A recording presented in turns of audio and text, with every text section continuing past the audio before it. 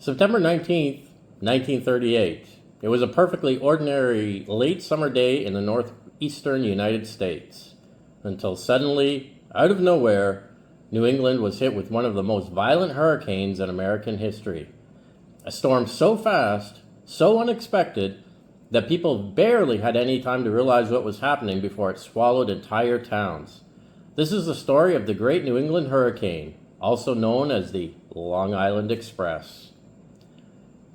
In the 1930s, weather forecasting wasn't what it is today. Radar didn't exist, satellites didn't exist. Forecasters mainly relied on barometers, ships' reports, and a really good sense of intuition. Most meteorologists believed that big hurricanes didn't really reach New England. They usually curved out into the Atlantic. People felt pretty safe up there. But on the morning of September 19th, 1938, a monster hurricane was racing north, and almost nobody saw it coming. This wasn't your slow-moving tropical storm. Oh no.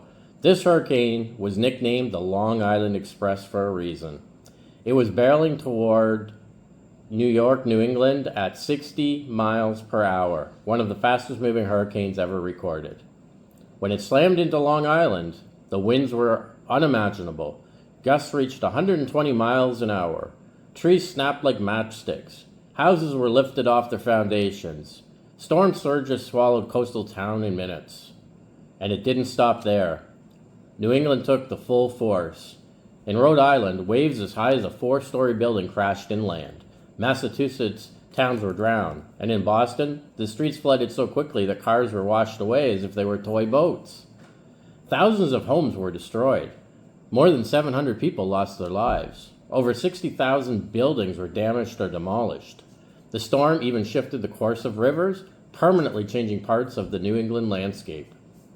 Whole forests in Vermont and New Hampshire were flattened. Historians say nearly 2 billion trees were destroyed. That's 2 billion. Imagine looking outside and seeing your entire horizon suddenly gone. And here's another odd detail. Because the storm moved so quickly, many people didn't know it was a hurricane until it was already overhead. Locals described it as going from a breezy day to the end of the world in nearly just an hour. The oddest part about all of this? Back in 1938, most New Englanders believed their region was basically safe from hurricanes. They thought, that only happens down south. But after September 19th, that myth was shattered forever. The hurricane changed how weather was studied and predicted in the U.S. It pushed for more serious forecasting systems, better emergency planning, and eventually, decades later, the kind of radar and satellite tools we rely on today. So the next time you hear the wind picking up, remember, on one day in 1938, New England learned the hard way that even the safe places can face nature's fury.